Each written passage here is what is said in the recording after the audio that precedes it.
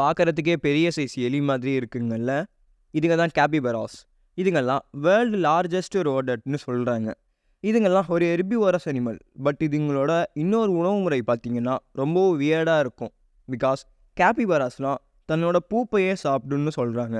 ஏன்னா அதுங்க சாப்பிட்ற புற்கள் வெரைட்டி அவ்வளோ சீக்கிரத்தில் அதுங்களுக்கு டைஜஸ்ட் ஆகாது. ஸோ அதுங்களோட பூப்பில் ப்ரோட்டீன் கண்டென்ட் அதிகமாக இருக்கிறதுனால ஈஸியாக டைஜஸ்ட் ஆகிடும். இதுங்கெல்லாம் அதிகமாக தண்ணியில் இருக்கிறதுக்கு தான் விரும்புங்க. கேபிபராஸ்லாம் ஹைலி சோஷியபிள் கிரியேச்சர்ஸ்னு சொல்கிறாங்க. எப்பயுமே கூட்டமாக தான் உயிர் வாழும். அந்த கூட்டத்தில் 10லேருந்து 100 கேபிபராஸ் வரைக்கும் கூட இருக்கும்னு சொல்கிறாங்க.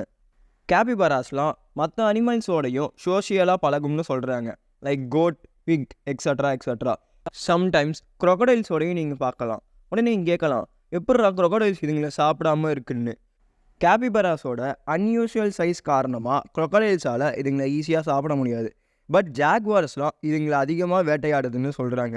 சாதாரணமாக வைல்டு கேபிபராஸ்லாம் 7 வருஷம் வரைக்கும் உயிர் வாழும். அதுவே ஜூவில் இருக்கிற கேபிபராஸ்லாம் ஹியூமன்ஸோட கேர்னால 12 வருஷம் வரைக்கும் உயிர் வாழும்னு சொல்கிறாங்க. இதுங்களோட நேச்சுரல் ஹேபிடேட் ஃப்ளோரிடா.